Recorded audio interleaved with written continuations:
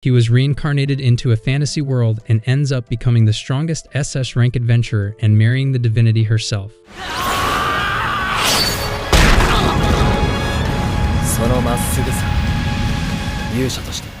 Kelvin is an ugly bastard who gets hit by a truck, but is given another chance at life in an alternate world by a divinity named Nelfina. He is dropped down into an empty forest, where he finally wakes up beneath the tree, not remembering anything about his past life. He needs clarification about who he is and where he is when a small menu appears before him, and he starts talking. The voice explains that he has been reincarnated into the world of magic and fantasy, where he can become an adventurer. He checks his stats on the menu to find out that he has chosen a support class for himself, a summoner. He seems pretty happy about this and decides to go to the nearest town to join a guild and start adventuring. While walking through the forest, the menu screen reveals that she is actually the divinity named Mel herself. They enter the bustling town where Mel tells him about his lost memory by claiming that after dying, he chose many abilities. Alongside that, he was able to make Mel herself fall for him as well, and she decided to join him in this adventure. He asks why he can't see her, and she replies that he doesn't have enough mana points to do that. He then enters one of the guilds, and one of the receptionists gives him a form to fill. While fulfilling his abilities as a summoner, he is stopped by Mel, who tells him not to do so, as the summoner class is extremely rare and he is probably the only summoner in this entire kingdom. If this news is revealed, he might have to face trouble. He decides to put his abilities as a mage and soon receives his guild card. It denotes that he is an F-ranked adventurer as of now, and the receptionist claims that he needs to complete 10 quests if he wants to upgrade his rank. After that, the receptionist shows him a bunch of quests, and he decides to go after the slimes in the forest as he can try his summoning spells on them. Before that, he buys an old wooden wand with all of his remaining money and leaves for the forest to earn some money. After walking for a bit, he finally spots some slime and immediately hides in some bushes. He checks their stats and realizes that they are pretty weak, so he decides to not use his magic and simply weaken them by physical attacks. He jumps out and attacks the slime with his staff, but the slimes dodge away while one of them hits him in the chest, throwing him back. Kelvin gets up once again and rushes in for an attack, but the slime dodges and counterattacks him 3 times in a row, knocking him down to the ground. Kelvin gets up one last time and goes in for an all-out attack, swinging his staff, but the slime dodges again. Thankfully, this time, Kelvin immediately hits it with a second attack that knocks the slime to the ground, leaving it with almost no HP. Kelvin walks towards it and extends his arms, and the magic activates and the contract is made. After that, he summons the slime and names it Chloe before claiming that they are going to hunt some more slimes now. In the evening, they finally find a group of slimes and creep towards them through a bush. Kelvin tells Chloe to take care of the right one while he deals with the other. Soon they jump out of the bushes and Kelvin immediately uses his wind magic to slash through the slime, while Chloe does some fancy boxing moves before eliminating his opponent. Kelvin is confused because Chloe seems to be extremely powerful and checks the menu to realize that even at level 1, it has amazing stats. Mel reveals that this is because he is the only SS rank summoner in this world, and that's why his monsters are so powerful. While they were talking, Chloe finds another slime and beats it to the ground, before Kelvin calls him back to his pokeball. After reaching the town, he sells the core of the slimes for some profit and has enough money to get some food and a place to stay for the night. While crossing through an alleyway, he sees a bunch of cage, and inside of it some beautiful girls with slate collars on them. One of them is supposed to be a very rare half-elf who was caught recently. He decides to ignore this and simply walks by into an inn and gets a room for the night. Soon he goes down to have some dinner and his life in this world starts to take shape. He goes on some more adventures, fighting against a bunch of wolves, monsters, and other demons, ready to become the strongest adventurer alive. It has been some days since Kelvin has been adventuring, and finally he has completed his 10th quest, so he goes into the guild and is upgraded to an E-rank adventurer, which seems to make a lot of people jealous. Regardless, Kelvin asks for a high-ranking job, but before the receptionist can answer, a blonde-haired dude named Cash tells him that he should take out the Black Knight. He tells him that he is a D-rank adventurer and wants Kelvin to join his party. Kelvin looks at his stats and realizes that he is lying about his rank. He declines the offer and instead claims that they should have a competition about who can defeat the Black Knight first. Cash seems to be surprised at this, but agrees to it regardless before walking out the guild. Kelvin believes that Cash might set up a trap, but decides to go in anyway so that he can test how strong he is. Cash goes out into an alleyway and meets up with his teammates, including a blue-haired nerd and a big fat brute. The brute tells Cash that he simply wants to beat someone to a pulp, and with an evil smile, Cash tells him not to worry as he has already found a victim. After reaching the Black Knight's castle, Cash and his cronies run inside, but as soon as they open the door, they find that all the monsters have already been killed.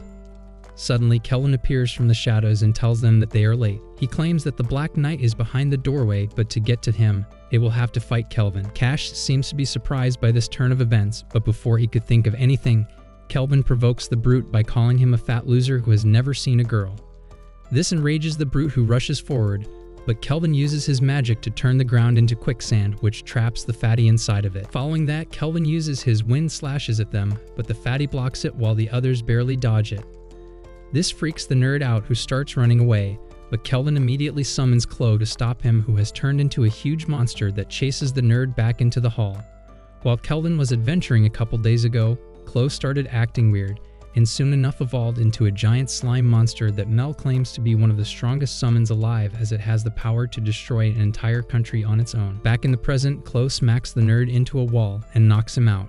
Seeing this, the fatty uses his entire strength to get out of the mud, but is immediately grabbed by Chloe while Cash rushes towards Kelvin to attack him. Kelvin beats the crap out of them and with Chloe's help, ties them up with some rope. After that, he opens the door behind him only to find a very cool looking armored knight with a giant sword. Kelvin moves forward and decides that he is going to capture the knight instead of defeating it. The knight, however, refuses to fight, and they sit down to have a conversation as the knight tells him about his story of serving different kings, and even gives him a very old piece of candy. Kelvin cuts to the chase and asks him whether he would be willing to form a contract with him, and the knight replies that he has nothing better to do, so he will agree only if Kelvin can defeat him in combat. The knight falls and the battle begins.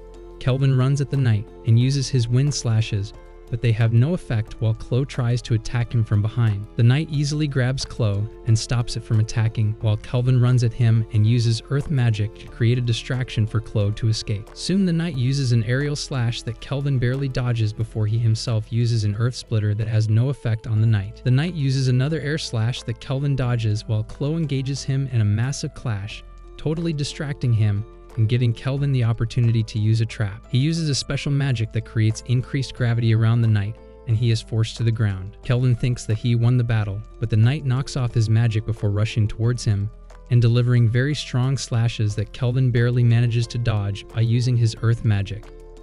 The knight closes the distance incredibly quickly and tries to finish the job, but Kelvin uses his gravity spell once again, slowing the knight down, while Chloe appears in front of him and uses his solar beam to blast him away. The next morning, Kelvin goes inside the guild carrying the broken helm of the Black Knight that gets a lot of praise, as he also captured Cash and his gang red-handed, who are now put in prison for their crimes. He later climbs the stairs towards his room, and it is revealed that he was successfully able to forge a contract with the Dark Knight as well. He moves towards his room to get some much-deserved rest when he suddenly notices an old man who seems to be waiting for him. The old man introduces himself as Leo the Guild Master, and without wasting a single moment, straight up asks Kelvin whether he is from another world or not.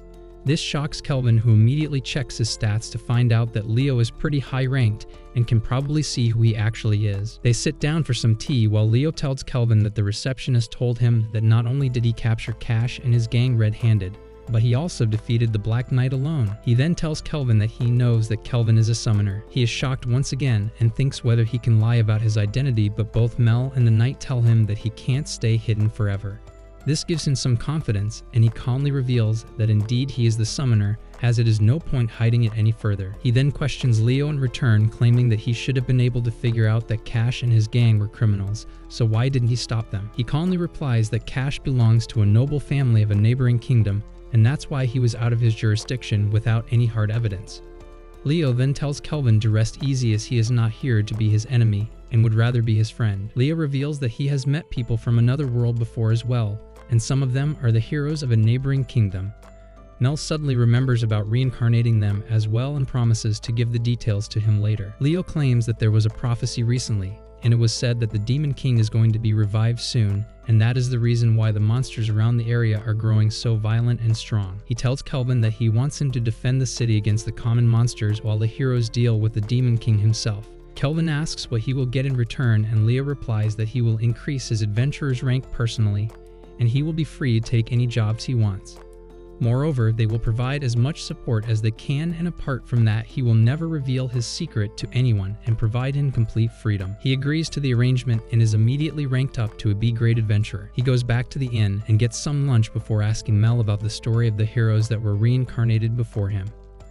Mel informs him that not long ago Truck Kun decided to strike and deleted 4 more guys and girls from Japan, so she decided to reincarnate them into this world as heroes that will fight against the Demon King. Soon after he finishes his lunch and takes out the money he saved before going outside, Mel asks what he is planning to do with so much money, and he excitedly replies that he is going to buy a slave. He walks past the same street and notices all the cages assembled there just like before, when suddenly a man rushes past him completely covered in flames, while the trader quickly puts out the flames.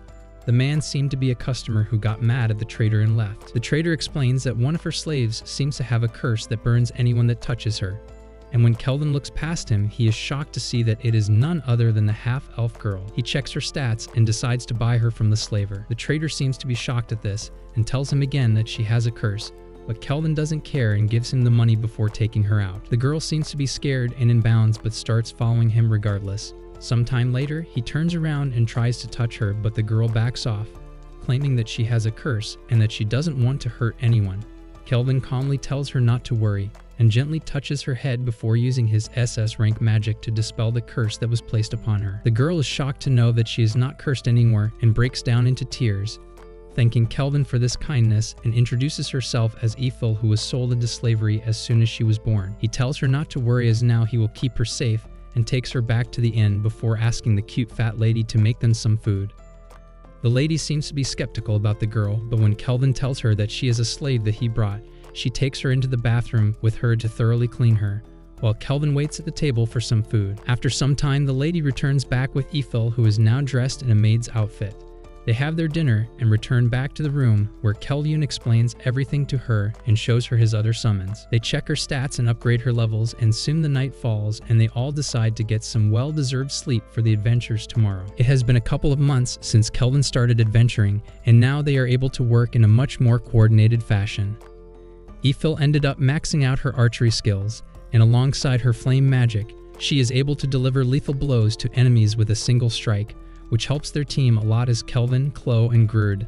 The knight all use melee weapons, and she is the only one who could use ranged attacks. After taking care of a monstrous tree, they return back to the guild where the receptionist congratulates them as after only one quest, Kelvin will be raised to an A-ranked adventurer while Efil can get her B-rank card.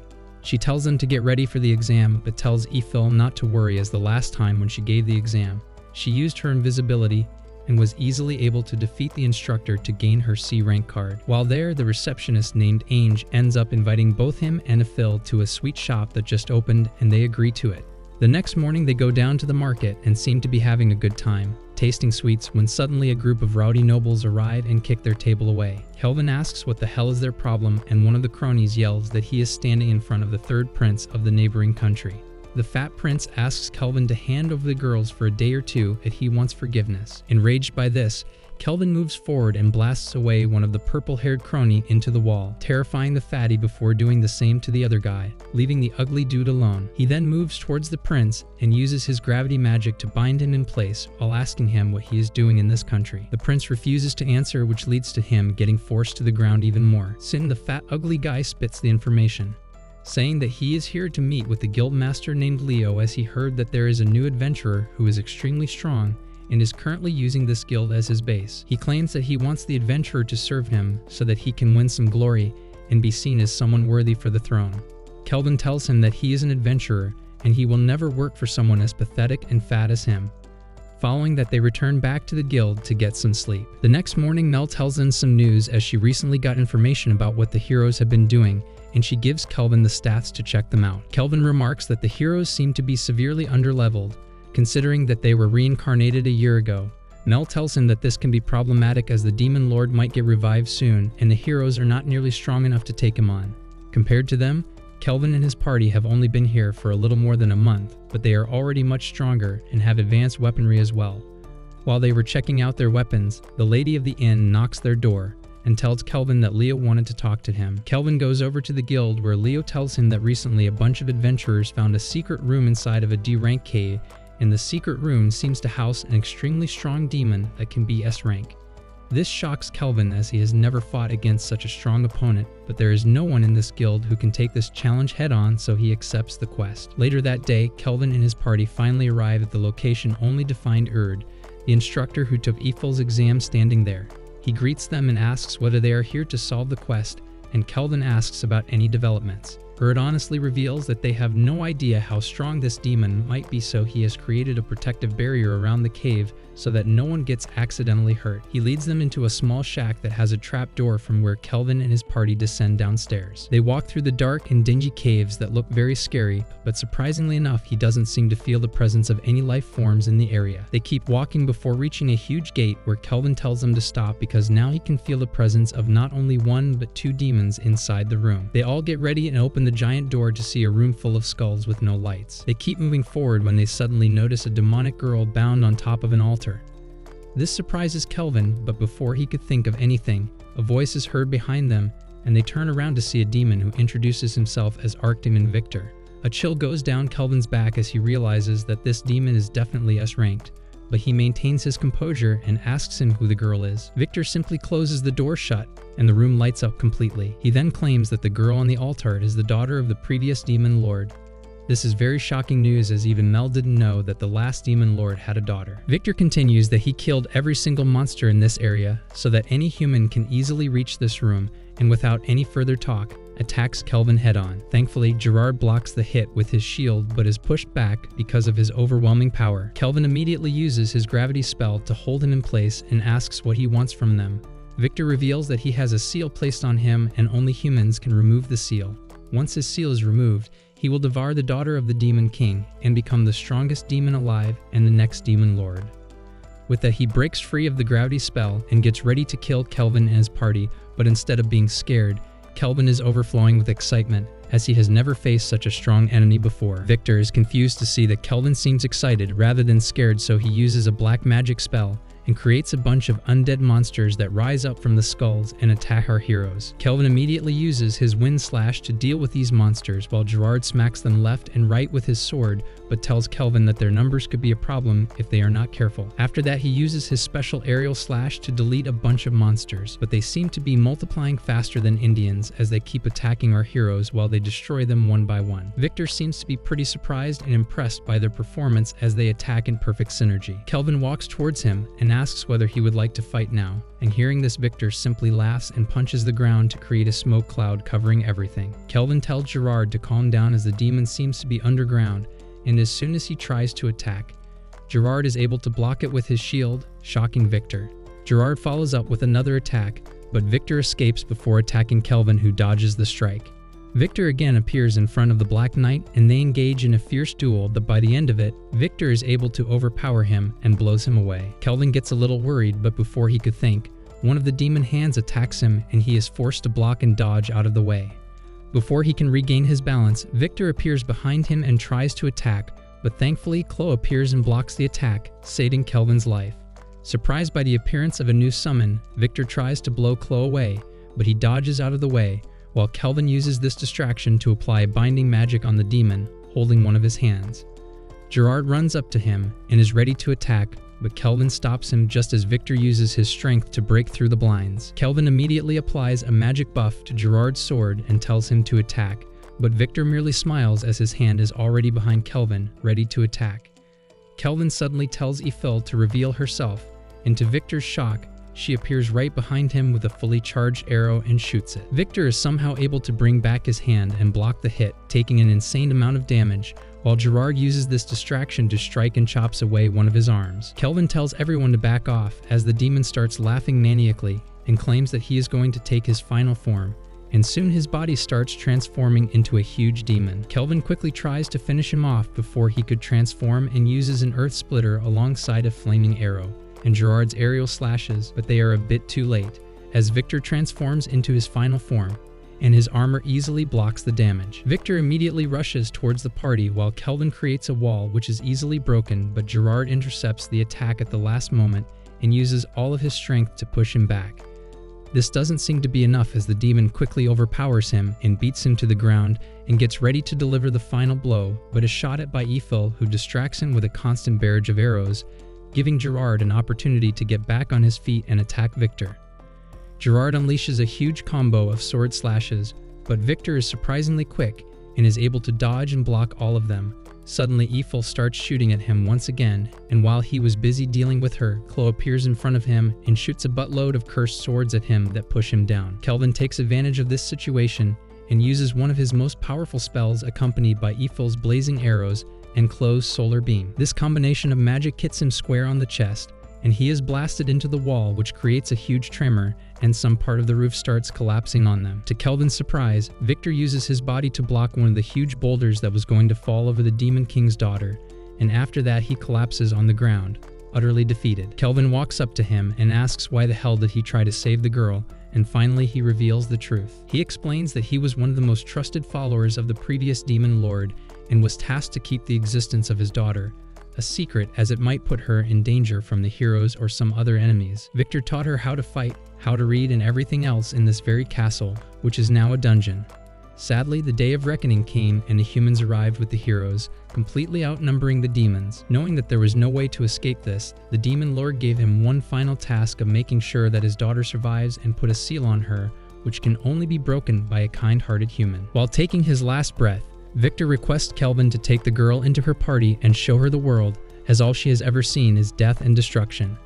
After uttering these final words, he passes away, while Kelvin walks up to the altar and breaks the seal that brings the girl out of her coma. She seems to know what was happening and immediately starts crying while Kelvin tries his best to comfort her. After a while, they all walk out of the dungeon to find Urd waiting for them. He asks what happened inside, and Kelvin lies that the girl on his back was possessed by a demon, but they were able to slay the demon and save her. He then gives him a piece of Victor's armor and tells him that this is the proof that they killed the demon, and with that they quickly move out from the area to sit atop a mountain. He knows that if anyone gets to know that not only is this girl a demon, but the daughter of the Demon Lord herself, it could be a huge problem. She seems to have calmed down by now and introduces herself as Sarah. She asks whether he is sure that he wants a demon in his party, but Kelvin obviously can't pass up a chance of creating a harem and tapping some demon. She claims that it is incredibly impressive that he was able to defeat Victor, who was one of the strongest demons in his time, and asks who exactly he is. Kelvin replies that he isn't any hero, but just a common adventurer who enjoys battle. After that, he asks whether she is ready to go with him, but she is a little scared as she has never left the mansion before, let alone visited a town. Thankfully, Efil and the others comfort her and explain how amazing it is going to be, and soon she is ready to come with them. They travel back to the town and everything that Sarah sees is new to her. She gets excited about every small thing, including fruit sellers, merchants, blacksmiths, and even fountains. Kelvin tells Efil to take care of her while he goes back to the guild. As soon as he opens the door, he finds a party organized by Ange waiting for him as he has been promoted to an A-ranked adventurer. They all drink and eat late into the night, after which they all crash into a dreamless sleep, waiting for their next adventure. Some days have passed since they found Sarah, and finally she has warmed up to them.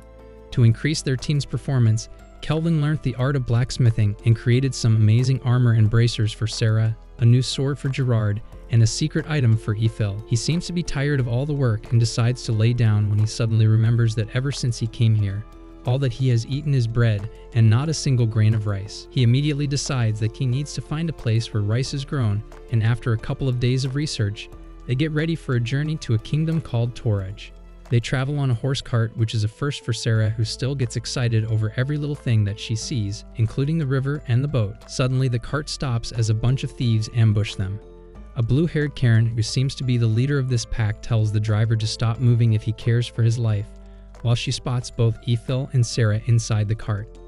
Kelvin asks the driver whether he knows about this group, and he replies that this group lives in the Torage region and are a famous band of thieves. Kelvin quickly checks their stats, only to be disappointed by their levels that are below 30. He tells Sarah that she can play with them if she wants, but tells her that she can't use her bracers as it would be too overpowering. She gets disappointed but still moves out alone, which surprises the thieves, but Karen simply laughs at her and tells her underlings to not hurt the girls as the boss would want them fresh. One of the guys moves forward but is blasted away just by a tiny punch.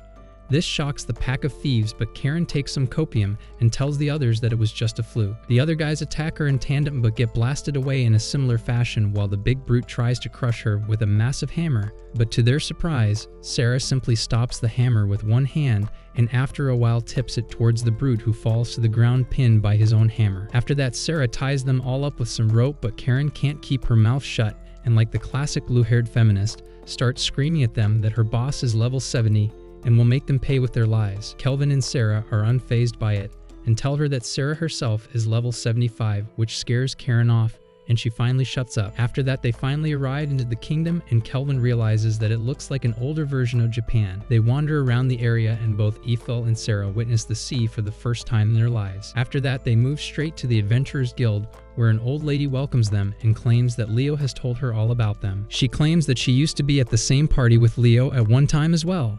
This makes Kelvin trust her more, and he tells her about the thieves that they caught. The lady takes this seriously and tells them that this group is known as the Black Wind, who were once defeated by some A-ranked adventurers who are now treated as national heroes. According to her information, now these heroes decided to take control of the group themselves and use it as a front for slave trade. Efil claims that they should immediately find these people and catch them, but the lady claims that it is not that easy, as if they catch the national heroes, this could result in enmity between the government of Torage and the government of Parth, where they are from. Kelvin thinks about it when he suddenly feels the presence of some people coming through the front gate of the city, and his suspicions are confirmed after he spots the hero and their party walking into the city. He tells the guild master that if the hero's party took down this gang of thieves, then the public cannot be disappointed, and the heroes do not belong to any one government, so there would be no problems in that regard. The guild master agrees with this suggestion and invites the heroes into the guild before explaining the situation to them. Meanwhile, Kelvin and his party go into the hideout of the thieves and kick open the door, knocking one of the thieves out, only to find a Joker-looking dude harassing some women. Before he can react, Gerard shoves him into the wall, knocking him out. They then move forward and open the door of the room where the leaders are, and immediately a clash happens.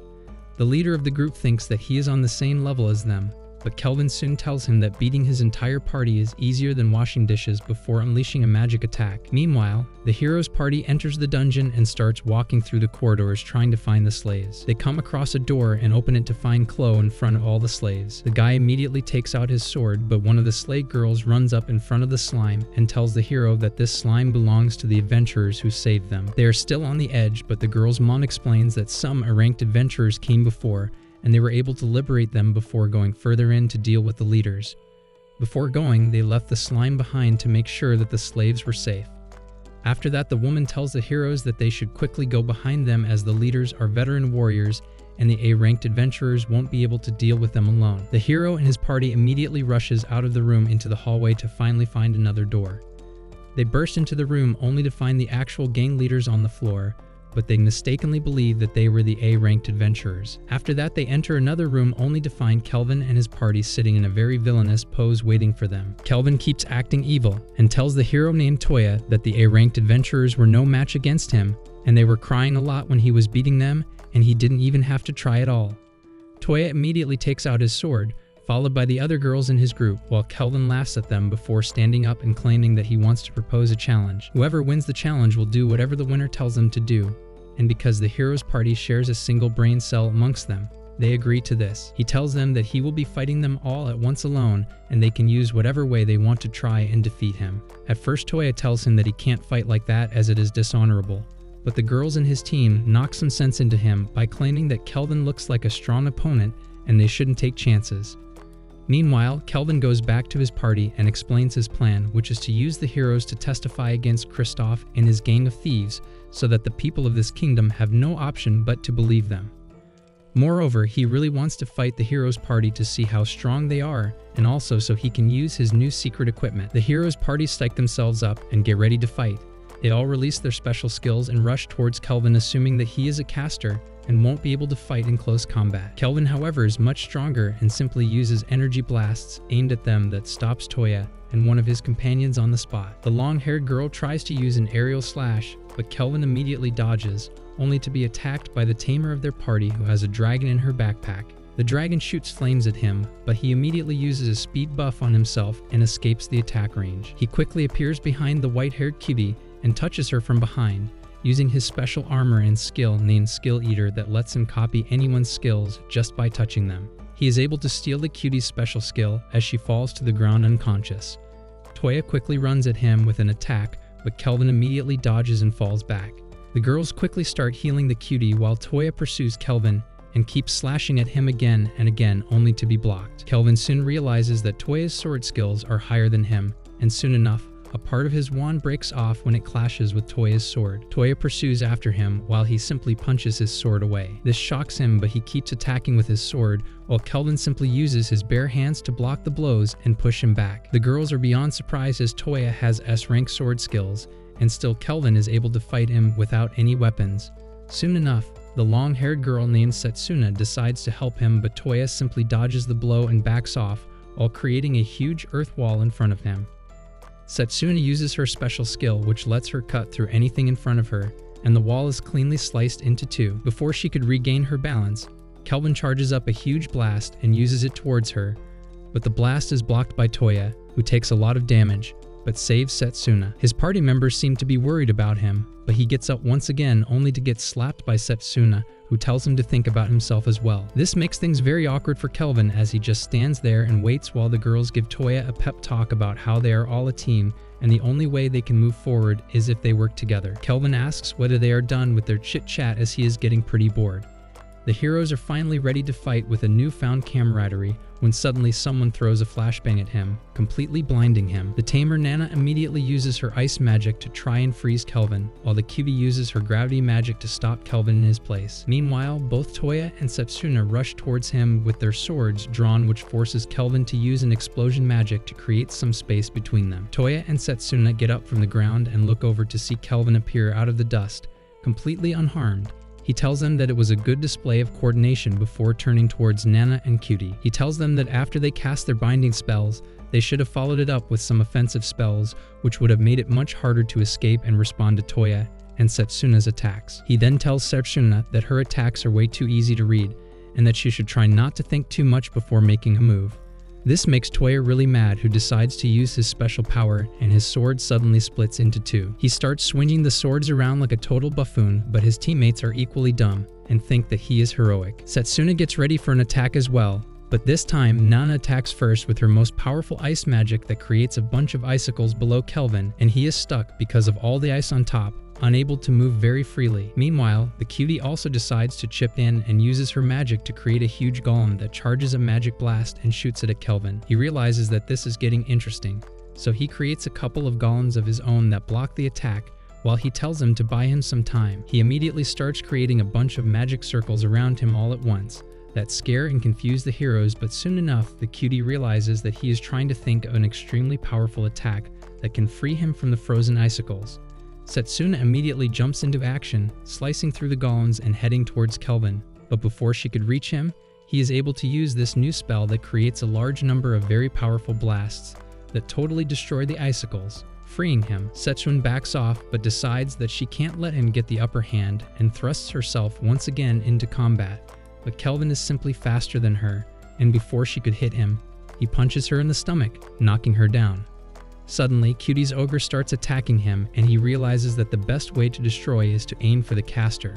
So he jumps up in the air and knocks the cutie down as well, destroying the ogre completely. Watching this, Nana takes to the air on her baby dragon and uses an ice magic to cover herself in an icy crystal.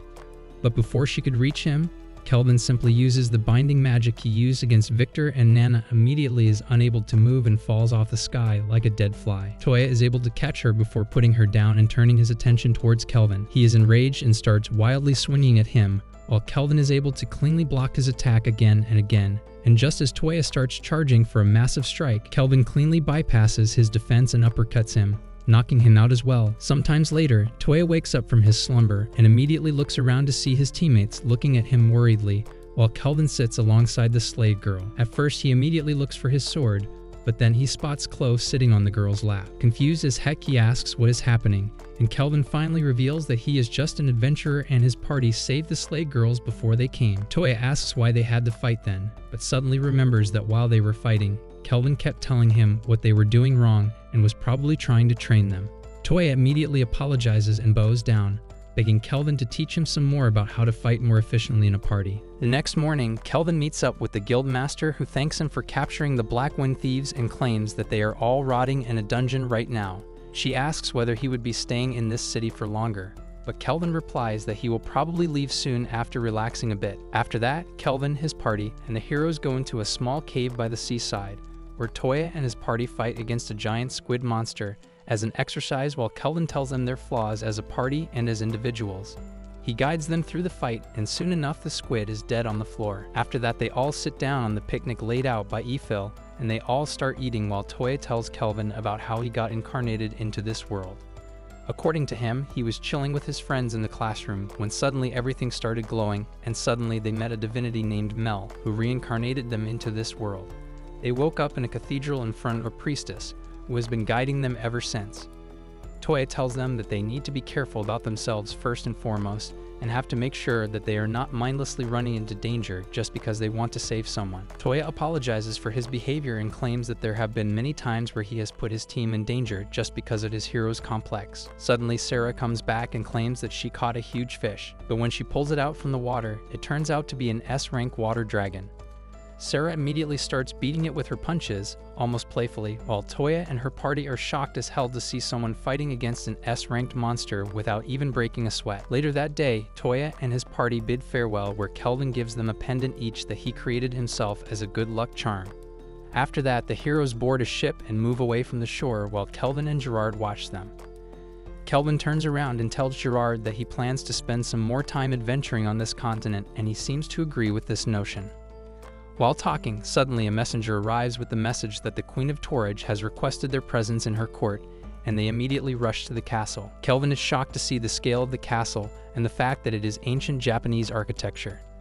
Gerard claims that he heard that the first emperor of this region was also a man who was summoned here as a hero from another world, and he brought pieces of his tradition and transformed this region.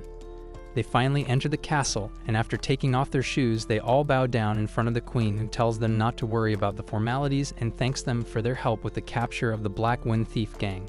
She tells them that normally she would have organized a huge public ceremony to honor them as heroes, but considering that they are from Parth, it could create some issues with the people living here. She then asks Kelvin to ask for anything he wants as a prize for the work he has done, and if it is under her power, she will grant it to him. Kelvin simply replies that he knows that Torage is producing a crop which is very similar to rice that was found in his world, and asks for the permission to buy this crop from her kingdom. The queen seems surprised and asks why he is not asking for money, fame, or riches, but Kelvin replies that he doesn't really care about all that stuff and would just like to have some rice for himself. The queen laughs at this and claims that he doesn't need to buy anything, as she will have his wagon loaded with a bunch of rice, and if that ever gets over, he can simply write a letter to her and she will send over more. Following that, she organizes a small banquet for our heroes, and they all eat a buttload of rice alongside some traditional Japanese dishes that they all enjoy to their heart's content. Some days have passed now, and Kelvin has been staying at the castle alongside his party as the queen's guest. Efil arrives in his room and has started creating a bunch of Japanese food, which everyone is impressed by as she has a rank cooking skills. He starts eating the rice balls when the queen also comes in to share, claiming that even her chefs can't create a rice ball as delicious as this one. She then asks Kelvin whether he would want to stay here in Torage and work for her, but he refuses the offer kindly, claiming that they are adventurers and they usually don't work for anyone. The queen laughs and tells him that if he ever changes his mind, he is welcome to work in Torage. That evening, they all get ready to leave back for Parth when the queen tells them that they are going to use a special means of travel, and they go down into the dungeon to see a teleporting gate. She tells him that this is connected to the gate in Parth, and that they will immediately reach there once passing through. Kelvin and his party bid farewell to the queen and pass through the gate to finally reach their hometown. The next morning, Kelvin sits down on the dining table while sipping his tea before telling Efil that he has bought a house for them and they would be staying there from now on. They are all happy as they see the massive mansion for the first time and eagerly open the door to get inside. They also find the two slaves that they rescued in Torage called Ellie and Luca, who would now be working as the servants of this mansion. Sarah immediately rushes off to find the biggest room to herself, while Gerard goes into the dungeons to create a training room. Efil runs off to find the kitchen, while Chloe seems to be happy with the lawn and wants to live there. Kelvin later reaches a room that has been converted into a total bathhouse and takes a long, well-needed bath before collapsing on his bed for the night to get some sleep. Suddenly, he hears Mel's voice, who claims that he has collected enough experience and mana points that he can now summon her. Excited beyond imagination, he quickly gets off his bed and immediately chants a spell that creates a magic circle, and through it descends the beautiful divinity Mel, who looks just as pretty as my girlfriend. She asks whether he thinks that she looks good, and he replies that he always wanted to clap some divinity cheeks before turning in for the night. The next morning, everyone is greeted by Mel at the breakfast table, but no one seems to recognize her till she reveals that she was summoned last night by Kelvin. Everyone is shocked to have a living divinity between them, but they soon get used to her, while she happily eats cookies made by Efil. Kelvin asks whether calling her by her real name would be fine, as she is a famous divinity, but she replies that a lot of people name their girls after the divinities, so it shouldn't raise any eyebrows. She then turns towards Kelvin, and as a thanks for reincarnating her, she gives him a reward by drawing a flower in the air with her magic that floats inside of his chest. She claims that he now has the grace of the divinity of reincarnation, which will give him 2 special abilities that are not possessed by anyone else on this planet. Kelvin eagerly awaits for the reveal, as Mel explains that the first ability is a defensive one which can be applied once a month, which will protect him from an attack which would have taken his life otherwise. Kelvin is really happy about this, as it now grants him a little bit of wiggle room for mistakes, as even if someone surprise attacks him, he will be safe. Mel seems to be relieved that he likes the ability before revealing that this is not even the main ability, and the main special ability that he possesses now is the power to summon his own heroes that shocks everyone, including Kelvin. Later that day, Sarah challenges Mel to a friendly battle in the dungeon training room that Gerard has set up, and the fight starts. They both go all out since the start, attacking each other with their best abilities while going back and forth. Gerard calmly sits in the corner bench alongside Luca and watches the battle unfold, impressed by the skills of both the participants. Suddenly, Sarah uses a special ability which creates a special gauntlet on her arms and rushes in to attack Mel, while she uses another spell to reinforce herself and rushes in with a spear thrust of her own. The attacks clash and Mel's spear shatters on impact, but Mel simply smiles while Sarah realizes that her gauntlet has gotten destroyed as well. They fight some more before Sarah is able to gain a slight upper hand and brings Mel down to her knees. Gerard applauds both fighters for an excellent performance while Sarah helps Mel get up. After taking a bath, Mel decides to visit Kelvin, who is still brooding over the way this world works. He is unable to understand why heroes need to be summoned in order to defeat a demon lord, as there must be several strong S-ranked adventurers that can band together and probably bring the demon lord down. Mel surprises him from behind and makes him deep-throat a chocolate while he asks her why there is a need to summon heroes, and isn't there a way to stop the demon lord from ever coming back. Mel explains to him that the reincarnation of the demon lord is a truth in this world, which is more or less a natural order that can't be manipulated. It is a vicious cycle written in the destiny of this world that every couple of centuries later a new demon lord is born. She tells him that the demon lord cannot be identified, as it looks like a normal demon, but there are 2 special attributes that make him different.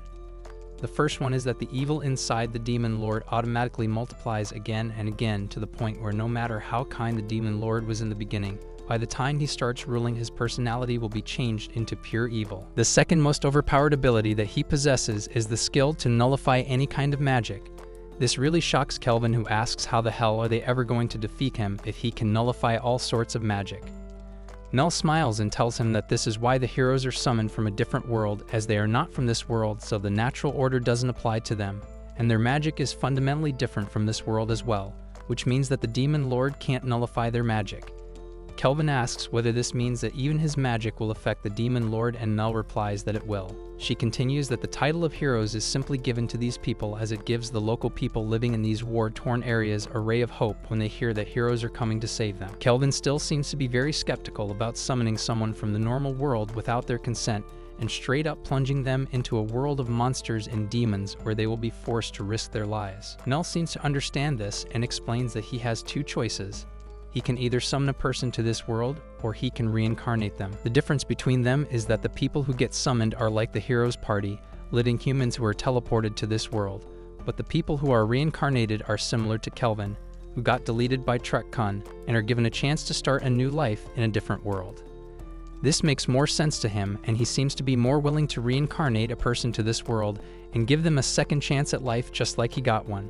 Later that evening, Kelvin ends up making up his mind and decides that he will reincarnate a hero to this world. Everyone assembles in the dungeons while Kelvin gets ready to use his special skill for the very first time. They all stand in a row while Kelvin calls all of his summons back. Efil then gives him a shot of Russian vodka as he wants to summon Vladimir Putin himself. He then chants the spells and suddenly a huge magic circle appears on the floor. A huge amount of mana points are used during this, so he sits down on a chair and drinks some tea like a posh British wanker while waiting for Putin to appear. He asks Mel whether he made a mistake or did something wrong. Mel calmly replies that he should just be patient as the person who is getting reincarnated seems to be choosing their skills among other things. He waits for some more time when suddenly Mel claims that the selection process is complete, and soon enough a shadowy figure appears from the magic circle. As soon as the dust clears up, Kelvin is a little disappointed to see that instead of Putin, some useless Chinese factory worker got reincarnated. This girl looks around confused and dazed, but Kelvin calmly walks towards her and claims that she doesn't need to worry as she is safe.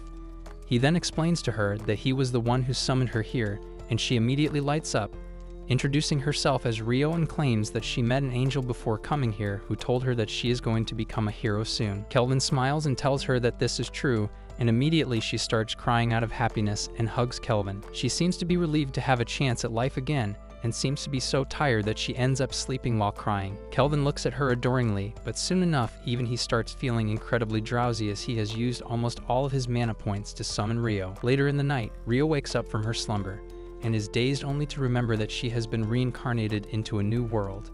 She thinks about her last days in the hospital after she got hit by Truck Kun, who was on a rampage, and even the doctors were unable to save her and her life was taken away. She goes outside of the mansion and is extremely happy to see the beautiful night sky filled with twinkling stars. She starts running on the grass before falling over as she is still not used to running as much. Suddenly, Kelvin appears and smiles at her, claiming that he was reincarnated in this world the same as her. He claims that he even got deleted by Truck Kun and was summoned to this world, but he doesn't have much memories of his previous life. He claims that even he was terribly confused at first as he had no friends or allies and was basically all alone in a completely new world, but he ended up making a lot of friends in a short duration of time, and soon this place became his home. He kept adventuring and fighting different monsters, and before he knew it, he was upgraded to an A-rank adventurer in this world. Rio wonders why the hell is this grown man flexing on her, but tells him that she always wanted to live in a fantasy world because she was a gamer who never touched grass or had any friends. So when Truck Kun decided to choose her as his next victim, she was very surprised and oddly happy. She thanks him for summoning her to this world, and Kelvin smiles before telling her that they both have black hair, which is not very common here, so Kelvin has told everyone that they are siblings from a faraway land called Alabama.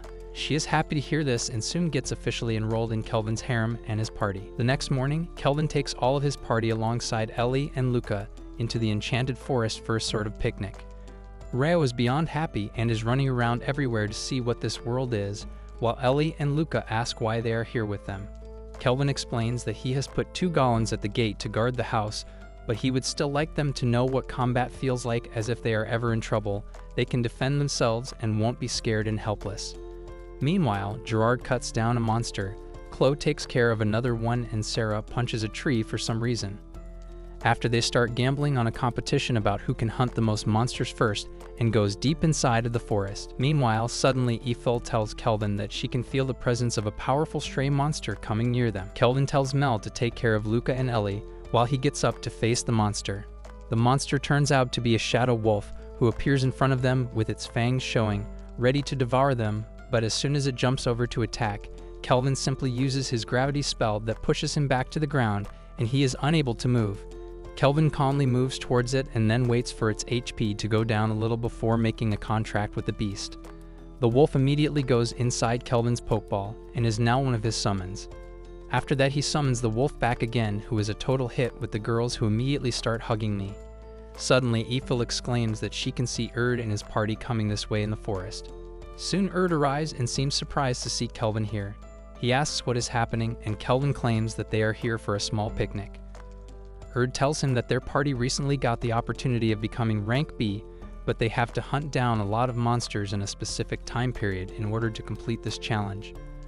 Erd's entire party gets jealous at the fact that this wolf monster is getting more harem than they ever could, but Erd tells them to control themselves. Kelvin introduces the girls to Erd's party, but this just ends up making them jealous, and they run outside of the forest while Erd tries to stop them. Some time later, Gerard, Chloe, and Sarah arrive back from the forest and claim that they saw Erd and his party in the forest. Kelvin explains that they are here for their exam and have to kill a bunch of monsters in the forest. Hearing this, a guilty look crosses all of them. Kelvin asks what the hell did they do, while Efil uses her magic to check for the presence of monsters and reports to Kelvin, claiming that she can't find a single monster inside the forest. Sarah looks very guilty and smiles before explaining that they ended up killing all of them. Kelvin is horrified as now Erd won't be able to get a promotion, so he rushes back to the town and apologizes to Erd, promising that he will talk to Leo and tell him what happened. Erd tells him not to worry about it before looking at him and his party and claiming that he thinks Kelvin might be ready for his S-rank exam. The next morning, Kelvin and Rio wash the dog completely to make sure that he doesn't look as dirty as he was inside of the forest before Rio tells them that she can understand what the doggy is saying thanks to her special skill. Kelvin is surprised as he has never heard of this ability before, but soon enough, Gerard calls Rio down to the dungeon in order to complete their sword practice. In the coming days, Rio practices with a sword every day while having fun fishing with Sarah, exercising with Luca, and adventuring on the doggy's back. She sleeps every day with the dog, which gives Kelvin and Mel some time to bang out when they want. One random night, Kelvin is woken up by sudden movement and meets up with Sarah, Rio, and the doggy while the rest sleep. Gerard has been posted to guard their doors while Sarah tells Kelvin that she thinks that a bunch of suspicious-looking men have been surrounding their mansion during the night. Kelvin uses his magic to spot all of the men but notices that the highest-ranking member among them is level 26, which is very low. Sarah asks whether she should deal with them, but Kelvin tells her to stay and instead tells Rio to go out and deal with these weaklings alongside Doggy. He tells her that she will have to face a lot of humans in this world, and this would be kind of test to see how strong she has grown. Rio agrees to it, and in return, Kelvin gives her wall hacks and a special sword that he forged for her. She goes outside dressed in her armor alongside a Doggy and gets ready for a fight. The first two guys that enter the mansion are easily dealt with as she kills one of them with her sword while Doggy takes care of the other one. Kelvin and Sarah look from a window as Sarah comments that her swordsmanship can be improved, but she still is skilled enough to learn the S-rank swordsmanship technique. Soon enough, all of the people that infiltrated the compound have been dealt with as Rio's first actual mission is deemed complete, and she celebrates with the Doggy. Kelvin tells Chloe to clean up and Sarah to make sure that Rio is not hurt as he is going out to deal with the enemies who are still hiding in the forest. He finds the leader of the ragtag group waiting for his men to come back, but Kelvin calls him from behind, claiming that they are not going to come back from the mansion ever. The man seems to be shocked at this, but Kelvin gets the look of a molester on his face and deals with him his own way. The next morning, Kelvin goes up to Leo, who tells him that the people that he caught in his mansion are put in the prison, and after interrogating them, he found out that all of them belong to the military nation Trion. Kelvin remembers that name because the fatty that he beat up a long time ago also belonged to Trion and asks why the hell is that kingdom taking interest in him. Leah replies that Trion has always wanted to take control of the entire continent for itself, and lately a lot of nearby kingdoms have been reporting that they are spotting a lot of Tourist soldier activities near the border. He also tells Kelvin that he found out that the thieves that he captured in Torage were working under the Trion government, who basically wanted to scout the entire area for viable entry points. Leo tells him that their neighboring kingdom Gon has the Beat King, who is supposed to be the strongest person in the eastern part of the continent, and according to Leo, he himself has asked him to send Kelvin and his party to his empire. They travel through the forest inside of the carriage, and all of them seem to be happy about this vacation sort of thing, while Kelvin seems a little stressed about his exam. He tells them that to become an S-ranked adventurer, a person must get approval from 2 rulers. He already got one from the Queen of Torage, and the King of Gon, named Leon, has promised him an approval if he can do a job. Everyone asks why he is worried then, and he explains that the king is strong enough as he is also an S-ranked adventurer, so the only reason he could be calling Kelvin is because Trion is involved. Efil and Sarah tell him that they should all be very careful in this new area as they can be caught in a surprise attack, and as soon as they open their mouth, an arrow comes whistling in their direction and stops their carriage. Kelvin immediately gets out of the cart and spots a bunch of elven people up on the tree with bows aimed at them. He quickly takes out a letter and shouts that he has been personally invited by the King of Gon, and he means no harm. Suddenly, one of the village elders arrives who introduces himself as Nell and apologizes for their misconduct. He takes a look at the letter and realizes that it is authentic, claiming that they have been waiting for Kelvin and his party to arrive. He suddenly looks at Efil and calls her Lumal, asking where the hell was she from so many years ago as all of them thought she was dead. Kelvin tells him that she is not Lumal, but Efil, someone who was enslaved a long time ago. Nell takes them all to their treehouse inside of the forest, where they all sit down for some time. Nell apologizes for misidentifying Lumo and claims that Efil looks exactly like Lumo, who was lost from them 20 years ago. Kelvin asks him to tell them what happened, as it might be connected with Efil as well, and he starts speaking. He claims that up to 20 years ago, they were living in constant peace on this side of the continent and were basically invisible to any other person outside of the forest, but one unfortunate day, they were attacked by the Fire Dragon King, who is one of the kings of all the greater dragons. He told the villagers that one of the elves has disrespected him and he wants the elf to come in front. If he doesn't, the dragon vowed to destroy all of the village.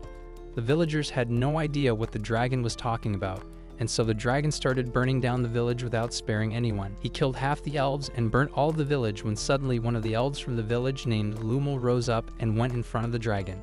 She told the dragon to direct all of his anger towards her and to let the other elves live. The dragon took one look at her, but claimed that she was not the one who disrespected him, but he was an insult who never smelled a woman before, so he takes the opportunity and tells Lumel that if she is ready to become his wife and let him clap those cheeks, he will let the rest of the villagers live. She agreed, and he took her on his back before flying away. No one ever saw either of them afterwards. Kelvin asks that if everything is sorted, then what's the problem now, and Nell replies that a couple years later, they found Lumel's dead body inside of the forest, and are scared that the dragon might appear again to take revenge. Everyone looks at Efil, and Gerard asks whether it is possible that Efil is the daughter of the Dragon King and Lumel.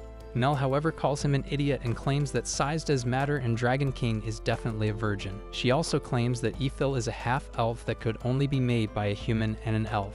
So this makes it possible that the dragon got cucked by a human, and that's why out of anger, he killed Lumel. Kelvin tells them to write their fanfictions on Tumblr, while Nell claims that right now they are not facing the Dragon King though. The main problem is some enemies who have been infiltrating their villages and kidnapping elves every now and then. He claims that they were too weak to stop them, and even the Gaunt soldiers were of no use. Kelvin tells him not to worry, as he will deal with that problem now, and asks Nell whether he could renovate the village till then, as he really wants to be like Bob the Builder. Nell agrees, and Kelvin gets ready to take this village to the future. Later that night, when the moon is up in the sky, a bunch of soldiers from Trion start moving into the Gaunt territory alongside a huge horde of demon beasts that they seem to be controlling using a special collar that their kingdom acquired. They seem to think that the Gaunt army is filled with cowards who decided to run away instead of fight, but their commander tells them to keep moving and make noise, as their game plan is to attract the attention of any kind of Gaunt forces and then eliminate them immediately. Suddenly, one of them gets hit by an arrow, which shocks everyone else as they are still far away from the elf village, but before they can realize what's happening, they all start falling like flies as a bunch of arrows are shot at them by someone that they are unable to find. We finally see that the arrows are being shot by none other than Efil, who is being assisted by Kelvin and the bow that he created for her. This bow can shoot from extremely long ranges, and alongside that it doesn't make any noise when shooting. Kelvin has reinforced the village and made it into a fortress as he stands atop a watchtower and helps Efil take them down. The walls have been made strong and high and are also covered by Mel's mysterious fog of war. Alongside that, there is a massive moat outside the walls, and the water around it is also bewitched by Sarah's black magic. This altogether has made the village almost impregnable. Moreover, Gerard, Sarah, Doggy, and Rio have been stationed outside the ramparts to make sure that not even a single enemy is able to make their way inside the wall. Soon after that, one of the enemy soldiers runs back to their captain back at their camp with the news that they have been attacked and most of their units have been destroyed. The captain is furious and asks whether it's the army from Gaunt or Torage, but the soldier replies that it's only an adventuring party involving 3 girls and a wolf that has been destroying their ranks like nothing. The captain is unable to believe this, but suddenly out of the woods, Rio and Mel arrive and thank the soldier for leading them to their captain. The soldier runs away while the captain realizes that he needs to do something about this and decides to use his trump card. He takes out a shell and blows into it, creating a huge noise, and suddenly from inside the forest, a giant monster wakes up. Rio is amazed to see the size of this creature, while Mel looks at it and assesses it to be an S-rank monster. She then looks at Rio and tells her to deal with the monster alongside the doggy. At first, Rio seems to be a bit unsure, but Mel claims that if she is able to do this, then she should be considered a full-fledged adventurer.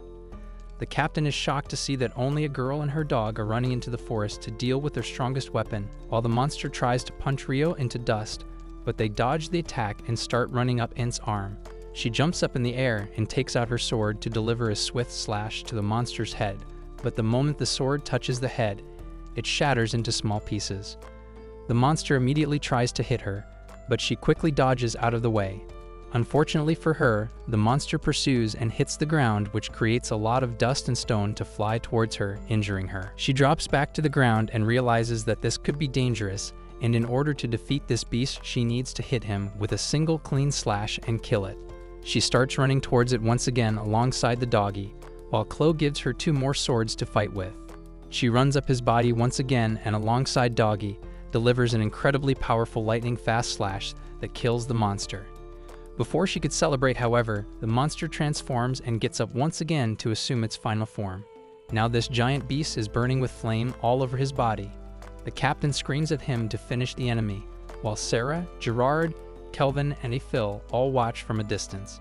Efil seems to be scared for Rio, but Kelvin reassures her that she will do just fine. The monster tries to punch Rio to the ground, but she is easily able to dodge before running up his body once again. She looks at him one final time and says "Hasta la vista, baby," as she uses the same attack once again and completely destroys the beast. This scares the living crap out of the captain and his soldiers, who run away as they can't believe that a small girl defeated their strongest monster. Kelvin seems to be proud of Rio as he and Efil watch the scattered enemies from afar, when suddenly Kelvin senses an attack and creates a barrier around them, just in time to block an insanely strong attack. When the dust clears, Kelvin notices a guy flying in the air alongside his cronies, who congratulates Kelvin for blocking the attack, while he realizes that this enemy is really strong. The man introduces himself as Clive and immediately notices Efil while his eyes light up. He immediately tells her that she is the most beautiful person that he has ever seen and tries to use his charm magic on her. Before it could hit her though, Kelvin intercepts it and uses a blast to drive him back. Clive looks at him once again as if he was only a mere insect and asks what the hell is his problem. This totally enrages him as he tells Clive to back the hell off as no one touches any girl in his harem. Kelvin decides to play it safe and checks out his stats only to realize that Clive is level 91 and he seems to have a lot of abilities that you should only be able to get once you are reincarnated. He immediately shouts at him, asking if he was reincarnated, which shocks Clive as he realizes that Kelvin must be a very high-ranked person to know that.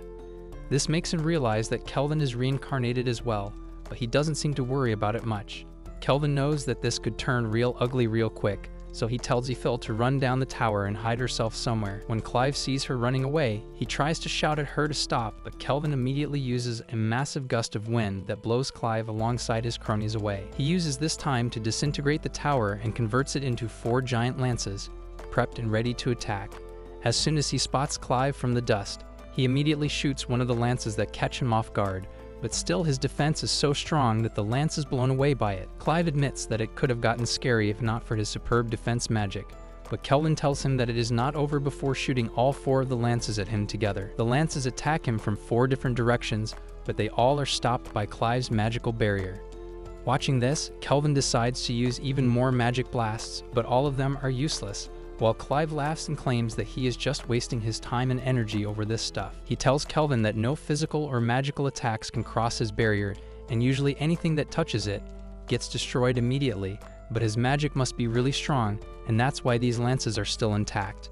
After that, he simply blows all of them away before telling Kelvin to look behind. Suddenly, Kelvin notices an attack coming his way, but he immediately blocks it with his staff while using his other 3 lances to distract the other attackers. Suddenly, Kelvin realizes that all of these girls seem to be charmed by him and are under his control, so he pushes all of them back. Clive tells him to admit defeat as he can never defeat him, but suddenly a super strong beam hits his barrier and completely destroys it. Shocked, he looks down to find Efil aiming a bow at him. Meanwhile, Kelvin summons a bunch of golems and gives them the lances to even out the battlefield, but tells them not to kill the girls. The clash begins between them, leading Kelvin and Clive to fight a one-on-one battle. Clive gets into the mood for battle and gets his staff out before they both start flying up in the air. Clive commends him for being able to keep up with him, but Kelvin is ready to test who is faster and decides to challenge him. Clive immediately uses a magic blast at him, but Kelvin dodges before replying with one of his own magic beams, which is blocked. They start fighting in the air, and what seemed to be a fight between 2 mages quickly transforms into a World War II dogfight as they both fly around in the sky, doing stunts while shooting a barrage of magic blasts at each other constantly. Clive seems to have the upper hand as he pursues Kelvin, but Kelvin is able to dodge almost all of the attacks pretty easily. Suddenly there comes a point when they start flying dangerously close to the fighting golems, but Clive still continues to attack and the stray blasts barely miss his underlings. Kelvin gets worried and shouts at him that he is going to hurt his teammates if he keeps doing that, but Clive doesn't give a shit and continues his barrage, forcing Kelvin to make a maneuver to make sure the girls are not harmed. Soon they both start ascending in the sky, while Clive makes fun of him for caring so much for people in this world. He tells him that they don't belong from this place, so why should they care about the people living here? This makes Kelvin mad as he thinks about the relationships that he has forged with the people in this world. They both get ready as Clive loads up his barrier, and Kelvin decides to unleash one of his most devastating attacks. The clash happens in the sky, and the results are devastating as a huge blast takes place, as Clive realizes that his barrier was broken, while Kelvin loses his staff to this clash. Clive also gets a minor scratch on his face, but like a girl just before her time of the month, he loses his shit over a small matter and starts screaming that he will destroy everything. He starts charging up his S-rank magic, which is basically equal to a massive natural disaster, and the entire sky turns purple. Everyone watches him in the sky, and even Kelvin realizes that this could have horrible consequences as a large amount of wind starts flowing up in the sky, while all the villagers look up terrified. Kelvin descends on a mountaintop and pulls out an entire new staff, and starts charging it with magical energy. It comes to a boil as Clive gets ready to destroy the entire area, but Kelvin's staff turns into a magical scythe, and they both meet head-on in a huge collision, but Kelvin decisively comes on top this time as he slices through the magic and completely nullifies it. He starts breathing hard and notices that Clive is in a much worse shape, lying on the ground with his legs chopped off. He moves towards the legless dude with conviction in his eyes to end his life, but before he could deliver the final hit, someone saves Clive. Kelvin turns around to find a mecha-like monster carrying Clive and another spectacled man who introduces himself as Tristan. He claims that he is one of the generals of the Trion army, and he was the one who initiated and planned the attack on these villages. Kelvin moves towards him and realizes that this teleportation thingy that he just witnessed is one of the special abilities of a summoner and wonders who Tristan is. He tells Kelvin that they are defeated today and will be falling back, but also tells Kelvin that this is not the last time that he has seen them, and that they would probably meet sooner than he expects. After that, he disappears and the battle is finally over. Everyone contacts Kelvin to ask whether he is okay, while he replies that he is fine and is floating back to the village. Efil discloses the news of their victory to Nell, and he is beyond himself with joy as he realizes that the village has been saved and immediately tells the villagers to prepare a banquet for their heroes. Kelvin arrives at the ramparts and notices that Mel, Sarah, and Rio seem to be having a race amongst themselves, that Rio ends up winning. Kelvin praises everyone for their contribution in this fight. Later that night, they have a massive party, after which Kelvin goes atop the hill to get some alone time, but Efil follows him up and starts making small talk with him. Soon, the rest of his party also arrives alongside a small elf girl who immediately hugs Kelvin. Soon, she starts laughing maniacally before revealing that she is the King Leon of this kingdom. Everyone is super confused, but he reveals that he has an item that lets him change his form at will. He claims that he used this avatar to hide and could Kelvin fight, and that he is proud to say that he passed the exam, which means that Kelvin is now an S-ranked adventurer. He claims they will soon have a huge ceremony in the kingdom where he will be awarded his rank. Then there will be a small tournament between other S-ranked adventurers. This gets Kelvin's blood rushing, and he gets excited to finally participate in an actual tournament now that the battle has been delayed for some time. After that, they all head down the hill to get a good night's sleep so they are charged enough to take on any challenges they face.